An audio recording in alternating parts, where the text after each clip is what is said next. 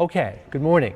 Over the weekend you were assigned material from chapter 1 of the text, and it dealt really with three famous beginnings of pieces of classical music. Somebody tell me at the outset, what were those three famous pieces? Young lady down here?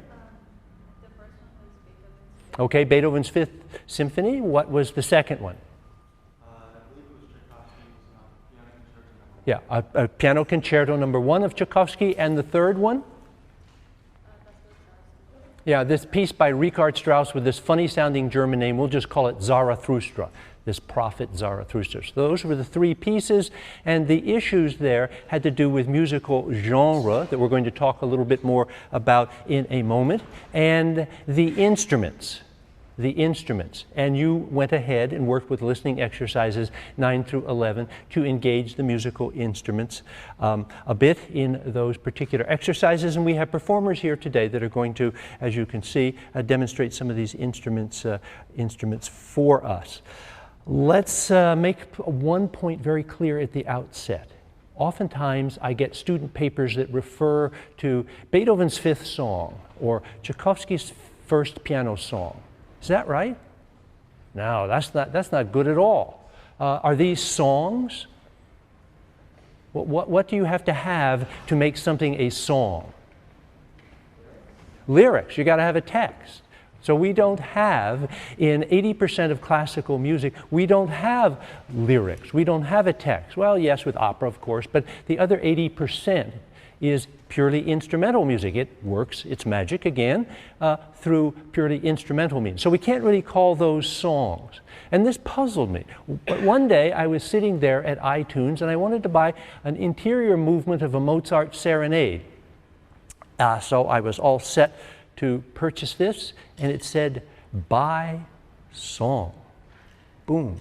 That told me the answer. That's where this terminology comes into play. Because on iTunes, we buy songs. It could be purely instrumental, but it's called buy a song.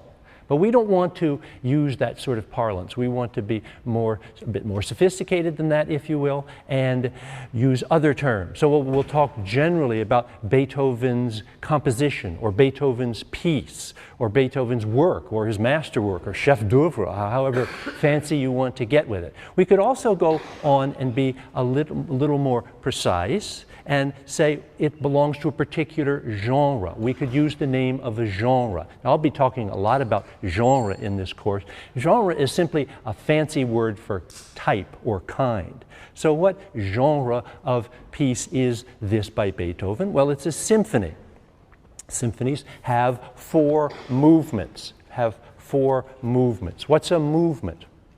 Well, a movement is simply an independent piece that works oftentimes, if there are multiple movements in a symphony or concerto, works with other movements.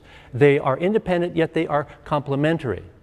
Think of, for example, a sculpture garden. You might have four independent sculptures in there, but they relate one to another. They make some sort of special sense one to another. So symphonies have these four movements, and they usually operate in the following way. A fast opening movement, a slower, more lyrical second movement, then a third movement that's derived from the dance, and then a fourth movement that's sort of, again, up-tempo, fast, emphatic conclusion. Let's see how these play out. By means of a quick review of Beethoven's Fifth Symphony. So all we're going to do here, Linda is going to go from the beginning of the track for the first movement to the second movement and so on. And well, let's just start here. Let's just, by way of refreshing our memory, the beginning of Beethoven's Fifth Symphony.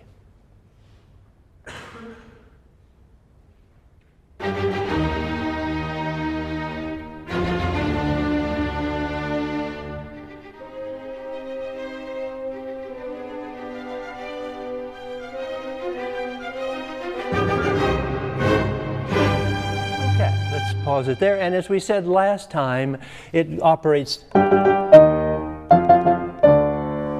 in that fashion. And that beginning gives us a good opportunity to make a distinction between two types of melody, between this idea of a motive and a theme. Both are sort of subsets of melody, if you will. As I say in the textbook there, the beginning of the Beethoven Fifth is something like a musical punch in the nose, right? Ba-da-da-dum, sort of grabbing you here, hitting you in the face, whatever, musically. It's not a very long idea. How many notes is in this opening gambit here? How many pitches? 4. Ba, ba, ba, ba, short, short, short, long. Okay, so that's a classic example of a motive. A motive is just a little cell, a germ, out of which the composer will build other musical material. Now let's contrast that with what happens in the second movement of Beethoven's Fifth Symphony, where we have a lyrical, long-flowing theme, okay?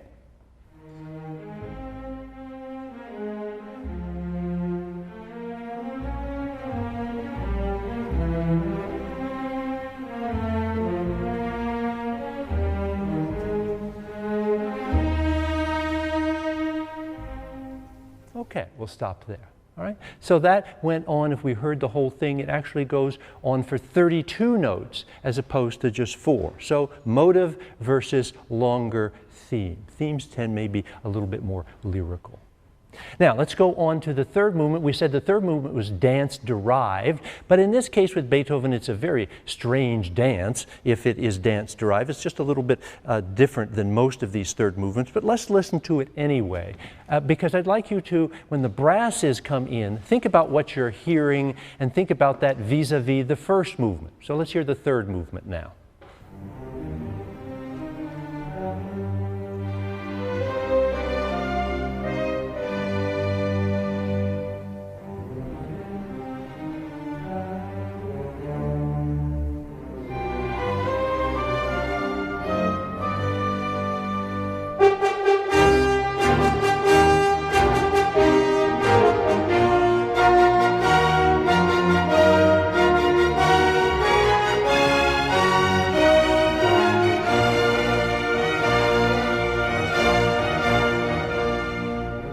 Okay, so what happened there when the brasses came in?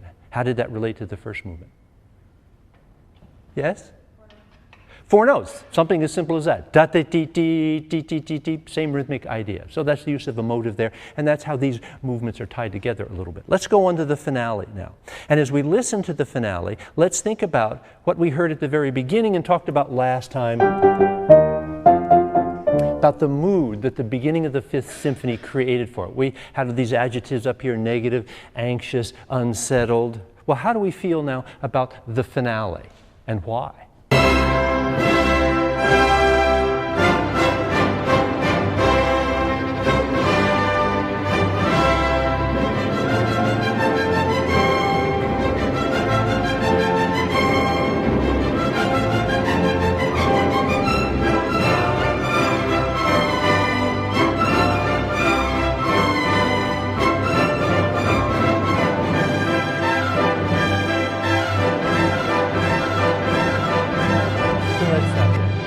Well, you can just turn the volume down a little bit as we go down.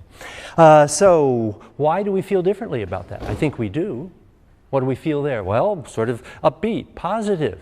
What's turned all of this around? What specifically? Well, with the first movement, we said he's generally going in that kind of idea, but now it's, and we'll explore this when we get to harmony, this idea of major and minor. So we're going, but now, so that's a change from the dark minor to the brighter major. We were going down in the first movement, now we're going, it's going up, and instead of having just the violins playing, we have the trumpets, the heroic trumpets. So it sounds very triumphant. Very triumphant. So in this 40-minute interval, we've gone sort of through an emotional musical journey here, from despair, despondency, uncertainty to whatever, to personal triumph. And in a way, that mirrors some of the things that were going on in Beethoven's life. Okay, let's go on to talk about the second piece. We're finished with this idea of the genre of the 4-movement symphony. Let's go on to talk about the piano concerto. Concertos are generally in 3 movements, so the concerto is another genre. It's a genre in which a soloist will confront the orchestra, and there'll be a kind of give and take, a spirited give and take between the two. So now we are going to listen to the beginning of the first movement of Tchaikovsky's piano concerto. You've worked with this already, so you're a little bit familiar with it. And at the outset here, I have two questions for you. Is the beginning here played by the brasses or the strings? In other words, or the woodwinds, what family of instruments is playing here? And is Tchaikovsky using a motive, or is he using a theme at the very beginning of this concerto? Up a little bit, Linda, just up a little bit. No, turn it up a little bit.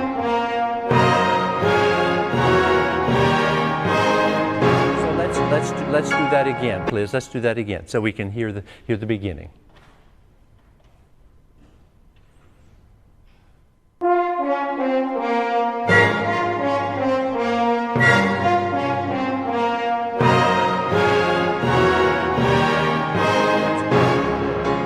So what about that? Theme or motive at the beginning? Motive, all right? So here it was, I think. How many notes in our motive? Same as in the Beethoven. Well, why isn't it the same? Well, we got a skippy Beethoven. But here with Tchaikovsky's coming down, just straight down. Down consecutive intervals there for the most part. And both of them are, however, minor. With the Tchaikovsky, all the intervals of the durations are the same. Dee ba ba bum, be ba ba ba. But with the Beethoven, dee dee dee dee, short, short, short, long. So Tchaikovsky's a little bit more neutral in terms of the rhythm. Okay, so then we go on, and the piano enters. What is the piano doing? So let's hear the piano come in just a bit. Just play a bit more, please. Okay, let's stop here. So what's the piano up to? Well, the piano is just playing chords. Playing them in octave successions. And we'll talk about that a little bit more too. So what do we have here in this next section? Do we have a theme or do we have a motive? And which are the violins playing?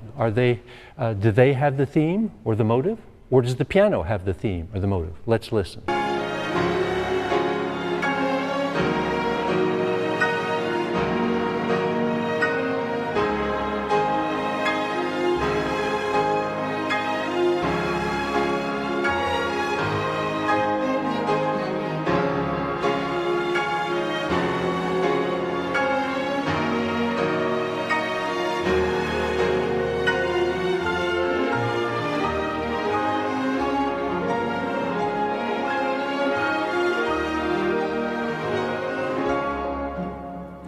Okay, so let's stop it there. So what were the violins playing? Theme or motive? Theme. What was the piano doing? Yeah, just the same chords. Ya dee dee ya ba ba ba ba ba ba ba ba ba ba ba ba ba ba da da da da ba dee da da. Ba, ba, ba, ba, ba, in that fashion. I'm singing the melody, they're playing a chordal accompaniment against it. All right, let's listen to the next iteration of this theme. We've identified this as a theme. Who's got the theme now? Is it exactly the same? And what are the strings up to in terms of string technique here?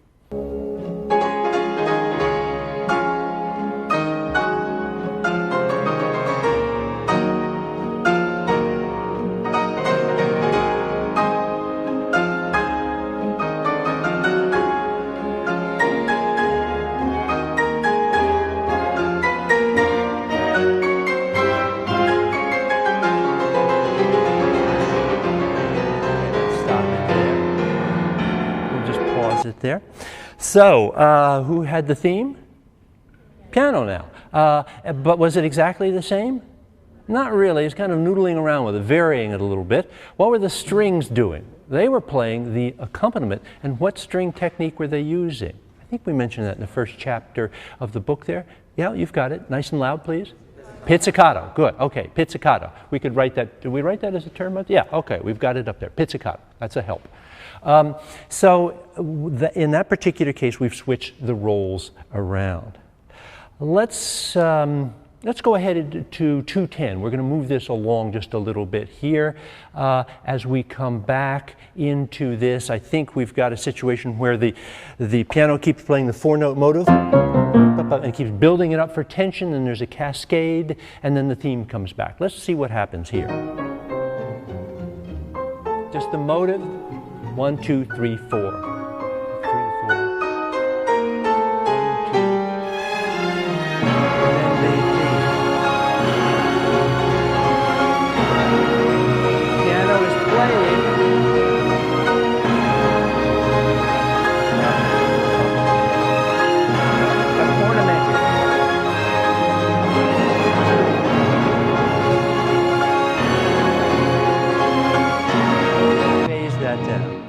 All right, so that's an introduction to a three-movement piano concerto. It happens to be the first of these three movements, and it's pretty spectacular music. I hope you like that music. It's one of the great melodies of all time. It's a wonderful example of a theme. Having talked just a little bit about genres, we could conclude by saying there are other kinds of genres in music, of course. We've been introduced to this idea of the tone poem. The Strauss Zarathustra is a tone poem. That's a kind of one-movement work in which the composer tries to tell a story or play out a historic event, or in the case of the Strauss, I guess, to give us the beginning of the contents of a philosophical novel through music. So tone poems are one movement. And we have got other kinds of genres of music. We've got opera, we've got cantatas, sonatas, ballets, things such as this, and we'll get to each of those in turn. So that's the end of the discussion of genre. Let's go on now to talk about instruments and how instruments produce sound. Eva Heater, come on up. This is my friend, longtime colleague, music librarian extraordinaire and professional French horn player, Eva Heater, who will demonstrate here. Come on over here right in the center. Gene Kimball is in the basement somewhere recording all of this. Oh yes, very exciting here. What a time to be alive, huh? Yeah. Eva is going to just demonstrate the physical process of playing the French horn. The horn obviously is a brass instrument. And what makes the sound is a vibrating column of air. In this case, the basic column of air is 12.5 feet long. And there's something called partials, or the harmonic series, that happens in anything, on a string instrument or whatever. But on the horn, it's very distinct, and that's what makes the different notes. Let me demonstrate to you the harmonic series.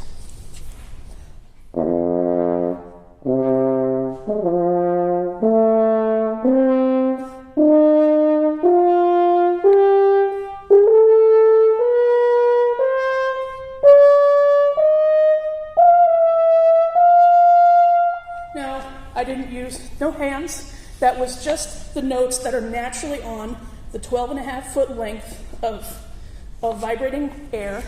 That's the harmonic series that's on that. And what the valves do is they shorten and lengthen that vibrating column of air, very much like a cello string on a fingerboard.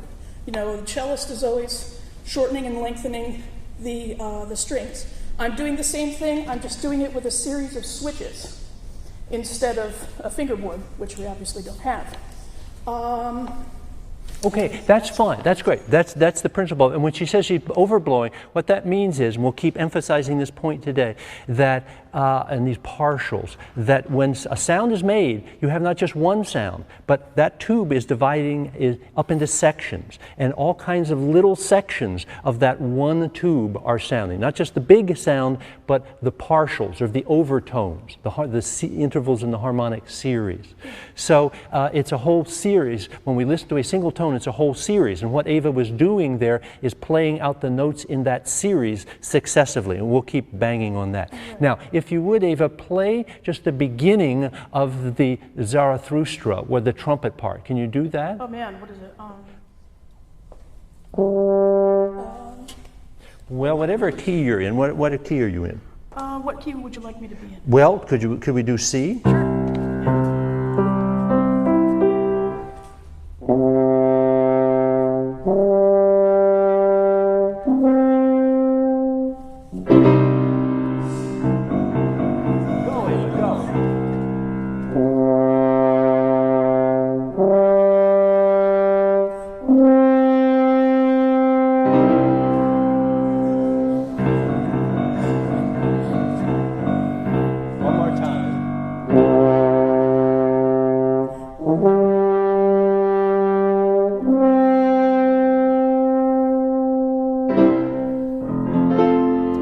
that's another note. Thank you very much. Thank you very much. Okay, now Ava has another gig out in Guilford this morning, so she's going to run off. And I'm going to show you, maybe, if we can get our slides up, this overtone series stuff. Okay. Okay? It's a mathematical thing, too. It's all math. I hope I've got it on the slides. Gentlemen, I'm going to hit what I was told to do, function F8, is that right?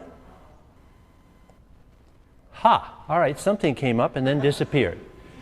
All right, so may I have a technical person please bring... Press it one more time. Press it one more time. 8. Okay, so we don't... All right, so I tell you what, we're going to just leave this up and I will bag the other slide. I have slides with all this information on it, but we can't seem to bring these up. What we've got here is the following, this idea of partials that Ava was talking about, with ratios 2 to 1, 3 to 2, 4 to 3, 5 to 4, 6 to 5, and so on. And the point here is that the way we differentiate between instruments. Anybody tell me this? You tell me this. It's always better when students answer. Why does a trumpet, if I ask a trumpet to play this pitch, a trumpet played it, then I ask an oboe to play it, the sound would be very different. Why is that the case? Gentlemen here?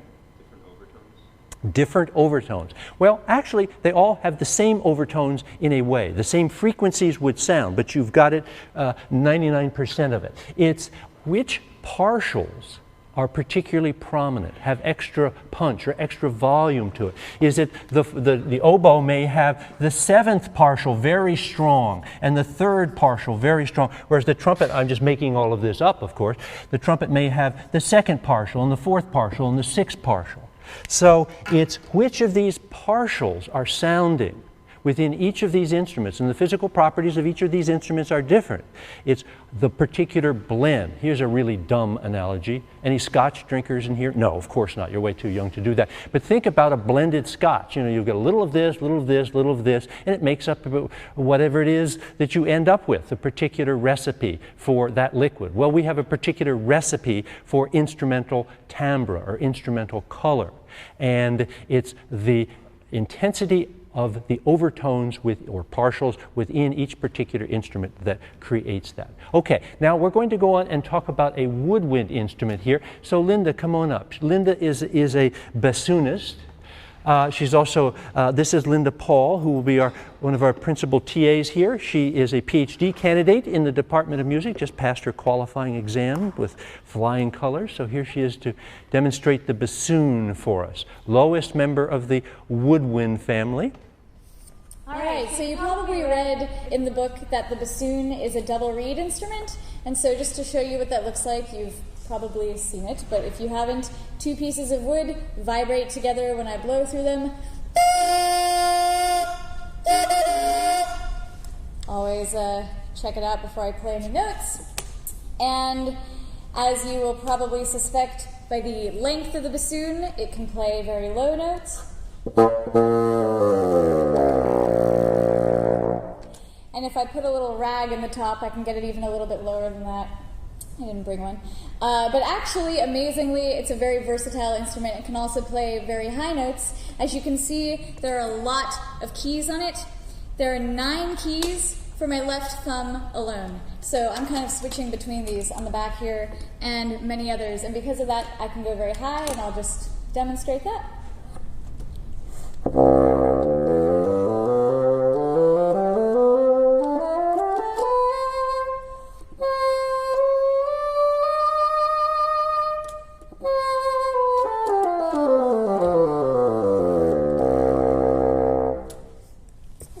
Just to give you a sense of the range, because of this sort of particular character of the bassoon sound, it's often used to play sort of funny little low note characters in the orchestra. For example, if you're familiar with Peter and the Wolf, the different instruments play different characters. The bassoon is the grandfather.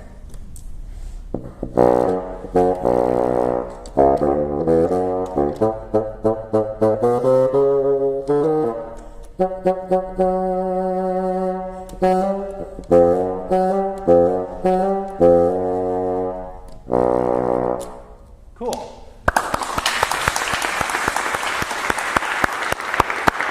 Okay, great. Thanks so much. That's really fun. Now, Jacob Adams is a professional violist here in New Haven. What's the name of your quartet, Jacob? I'm a member of the Vinca String Quartet. The Vinca String Quartet. So keep an eye out for them. They're based here in New Haven. So come on out, Jacob. And he is a violist, not a violinist, but the principle here is pretty much the same. So tell us about the construction of the instrument.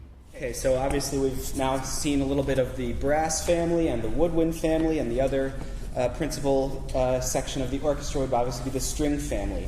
The viola is very similar to the violin, so anything I say about the viola applies to the violin as well. And of course you all are probably familiar with violins and the size. The violas are a little bit bigger. This particular one is about 16 inches long. I'll put the bow down so I can show it better. Violins are maybe go up about 12 inches. They have a slightly smaller body to them, but violins and violas have the same general construction. All the sounds are produced by the strings on the instrument and how the bow is pulled across the instrument. The bow is made out of typically horsehair from the tails of horses. The strings are now metallic, but 16th, 17th, 18th century, they would have been made out of catgut. That was much more common, and still some people... Okay. So I'm sorry, I got lots of things going on here this morning. So just play a scale quickly, and then the vibrato, pizzicato, and tremolo for us. So again, this is on a viola, so it has a deeper, darker timbre than a violin, but here's a scale.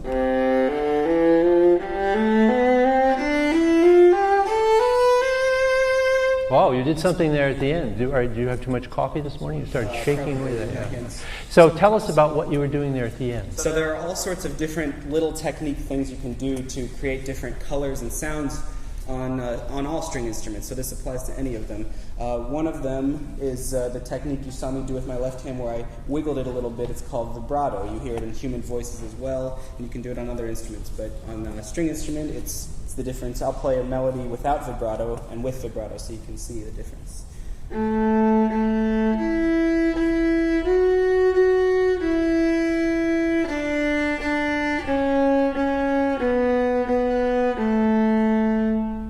So that's without vibrato. Not that interesting, in my opinion. So with vibrato.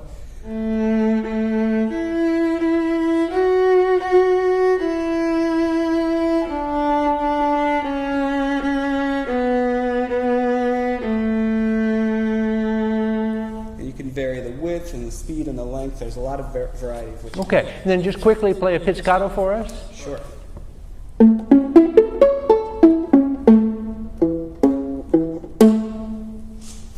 Okay, and then finally tremolo. Tremolo, yes.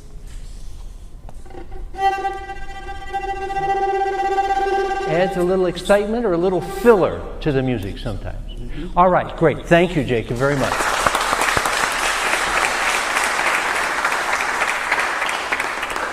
So I don't know if whether technically this will work or not. I've tried all morning to get this to work. I have it up on my screen, but I don't see it up on the screen there. Can I have a tech assistant to all right, we'll go back here to try this. Hit it again, nothing happened. Well, that's why I asked somebody to stand up here. Yeah, it doesn't do me much good to have somebody in the back going like this. Okay, what I would like, what I wanted to show you was a clip that actually my daughter brought to my attention just this past weekend. She was watching television. America Has Talent. Anybody watch this? America Has Talent?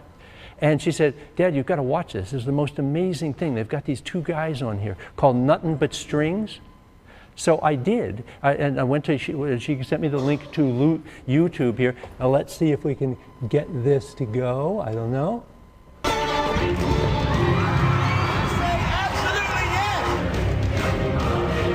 You're going through to the semifinals.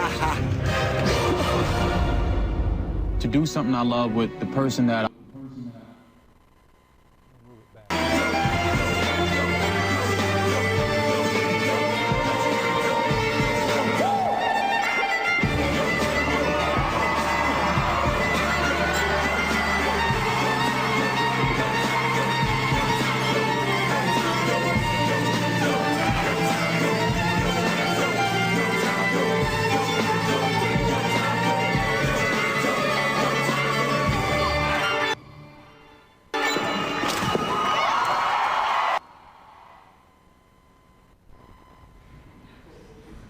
So obviously the violin is not just this stodgy old thing from the Renaissance. It has some legs today. Used in folk music, used in, sometimes you see it in Nashville playing with country music, that kind of thing. Is this a travesty to use a violin with hip hop here? I guess this is hip hop. Of course not. This is wonderful. This is the best thing that has happened to the violin in the last 100 years. There will be millions of kids out there now saying, gee, I'd like to learn to play the violin too. So this is wonderful, this sort of cross dissemination of genres here, bringing this particular instrument, the traditionally classical violin, into the popular realm. All right, so let's put that aside. We've talked a little bit about sound production here. I've got two pieces I'm going to work with here for the end of our session. We have 15 minutes left, and here are these two pieces. The first you can see on the board up there is by another Russian composer, Modest Mussorgsky. It's called Polish Ox Cart, from his work Pictures at an Exhibition. What happened was he had a friend. The friend died. The friend was an artist. The friend left these pictures as an homage to the painter. Mussorgsky sat down and tried to create a musical response to each of these paintings that were on display. Now, this is a piece that's always interested me because the painting is very pedestrian. It's of an old Polish ox cart sitting on some godforsaken road in rural Russia somewhere. So how do you make that work as music? How do you turn that visual image into music? How do you turn that into a sort of live sonic scape? And I should say at the outset, I'm going to prejudice your listening here just a little bit. I hear this as me being in the center and this ox cart starting, could it start either side, doesn't matter. Everybody moves left to right, so I'm going to hear this moving left to right. It comes in front of me, almost rolls over top of me, runs me down, and then disappears to my right. So, as we listen to this, you think about what are the techniques by which Mussorgsky creates this musical action scene. You should be able to come up with two pretty good ideas here, two pretty good answers. All right, here we go. Nice and loud.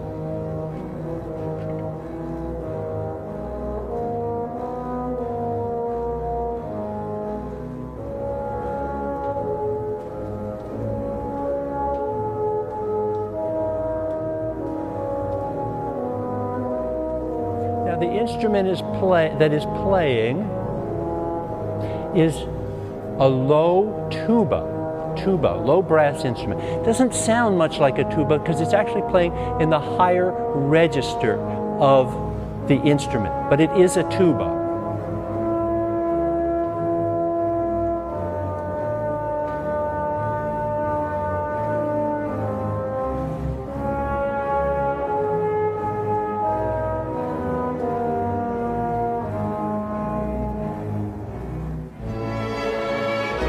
Now the strings, turn it up just a little bit. Strings come in with a counter idea, complementary idea.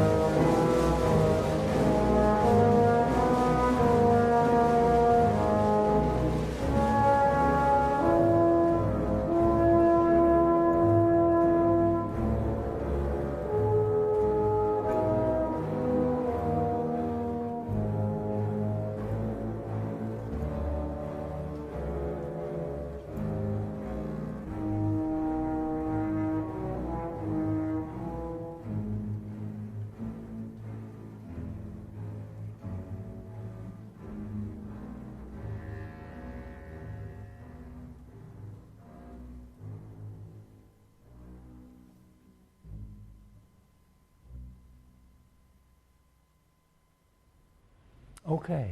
Give me one pretty straightforward way this happened. What did he do there? Yes, young lady out here, please. Crescendo. Okay, crescendo. From beginning to end? From beginning to the middle. Yeah, so like a giant wedge. So that's why the cart seems to be in front of you. And so we're talking about musical volume here. It started very quietly. It built up to this huge center in which we had the bass drum pounding away there and the snare drum coming in to give the effect that the entire earth is rattling at that particular point. And then as it passed by you, the thunder passed by you and off you went into the distance, quietly into the distance. And it was, we'll come back to that, but how did that happen? We'll listen to the end of that in just one moment. It's kind of a disintegration of the sound at the end, a disintegration of the sound at the end. So let's pick, so that's one big way this happened. That's probably the big ticket item here. There's another way, a more subtle way. Any thoughts about that? Yes? Yes, the instrumentation. Can you elaborate on that? Yeah, it starts just with like, I guess you said the tuba and like really low instruments, and then when it gets to the middle, the strings come in, and then the percussion comes in. Great. It starts going away, and then it disappears. Right. So there's a kind of wedge shape with regard to the instruments too. He starts with the lowest instruments, and then goes to the high instruments and then back to low instruments at the end. Let's just review. Well, no, we won't review this. Let's not review that, okay? We don't have time to review that. But let's go on to say the following, that what Mussorgsky knew there was a very basic principle of acoustics. And what is that principle? Yeah? I beg your pardon? Well, to some extent, I'm going to give an example of that, of the train kind of going by you and the sound heading off in the other direction. Yes, to some extent it is that, yes. But what I was thinking about here is this idea that the lowest sounds create, or the longest sound waves, and they last the longest. The lowest sounds create the largest sound waves, and they last the longest. The lowest sounds last the longest. Why might this be the case? So here, not having too much confidence in our slides this morning, I went ahead and put this one up on the board here. Here is one pitch, here is a pitch of a string an octave higher. So you can see it this way. As you probably know, if you take a long string and pluck it, it's going to take that long string a long time to pass that sort of cycle, if you will. Just one pass through that cycle. The string half a length will pass through that cycle 2 times, so that you can kind of graph these up here as one long low sound or one faster vibrating sound an octave higher. So again, low sounds or low frequencies travel farther. Now you've experienced this in your own life. You're standing in a street corner here in New Haven. In the distance, what do you hear? An automobile approaching with a souped up audio system in it. And what sound do you hear at the very first? Vroom, vroom, vroom, vroom. That kind of thing. Then maybe, and then maybe some kind of melody will come in. And then it'll all come together right in front of you and it'll kind of disappear in the distance. You're at a football game. You've probably experienced this too. The band is marching on the field. Suddenly they do the Doppler effect where they turn their backs to you in a way, and they're playing away from you. And you hear very little sound. What instrumental sound do you hear? Boom, boom, boom. The bass drum and the tuba, and the marching band would be a sousaphone, they would call it, but bass drum and tuba.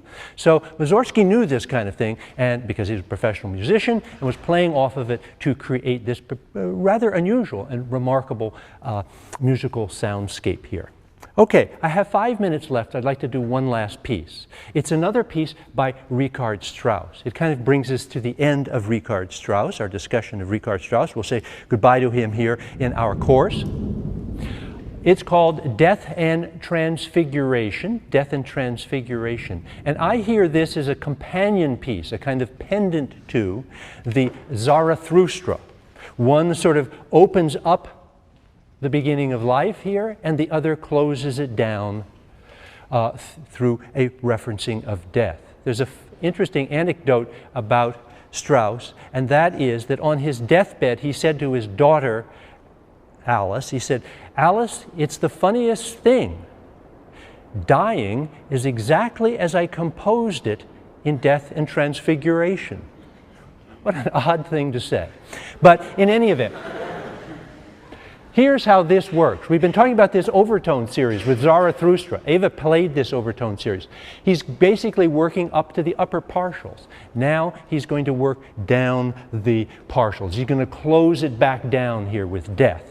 And he's going to close it back down using a process that we frequently encounter in music, and that is this idea of dissonance resolving to consonance. Here's a dissonance. Here's a consonance. There are precise technical reasons why these are the way they are, but let me try to cut to the chase here. With dissonant intervals, they tend to be frequencies that are sounding right next to each other, very close by frequencies. They sound dissonant. If you allow a little bit of spacing, a little more space between your frequencies, they're a little bit farther apart, then you can move from closeness to spacing and you get the consonants. Generally speaking, dissonant intervals have ratios such as 9 to 8 for the whole step or 17 to 16 for the half step. They're irrational numbers, and these irrational numbers like to move to rational numbers. They like to move to consonances. They like to move to intervals that are based on things such as 2 to 1 and 3 to 2 or maybe 4 to 3. So that's the principle of this idea of dissonance resolving to consonance. So we're going to listen now to the end of Strauss's Death and Transfiguration, the death here. And again, we've got the idea of the octave, then the fifth, then the fourth. We're working up farther and farther in these partials, and we've got some of these notes right next to each other, and they want to move to the stable note. So we're going to be hearing a lot of a note right above the tonic wanting to pull down to that tonic note. We're going to hear a lot of a note right above the dominant wanting to pull down to the dominant. So let's listen to this. We have about 3 minutes, I think. We'll hear it, and I'll comment a bit as we go. Okay, first question. What string technique is being used here? Tremolo, just sawing away there.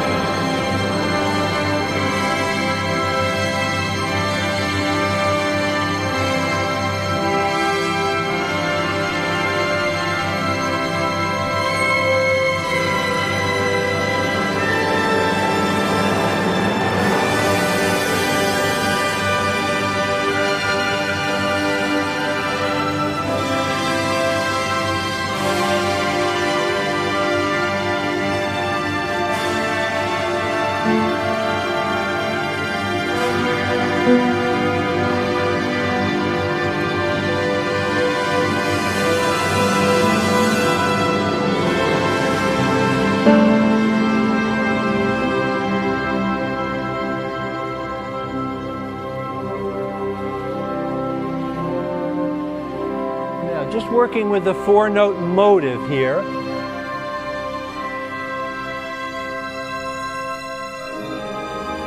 Whoa, strange little dissonant chord there, resolving to consonants.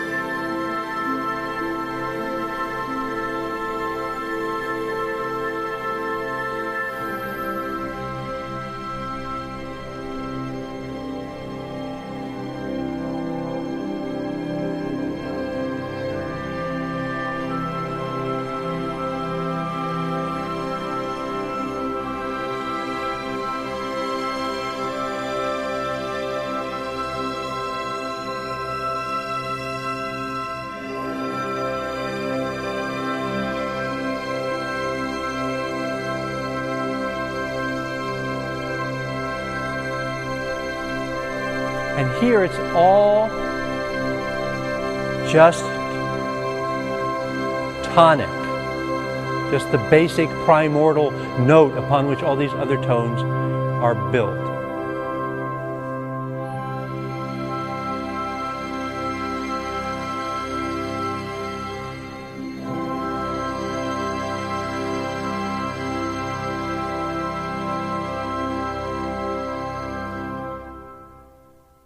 Okay, so that's Richard Strauss's approach to death. Not particularly relevant to you young people, but for older gentlemen such as Professor Kagan and myself, we're getting close to that, right, John? So, thank you all for staying with us this morning. I hope you enjoyed that music. We'll see you in sections starting this Thursday. If you have any questions, come up and see me or send me an email.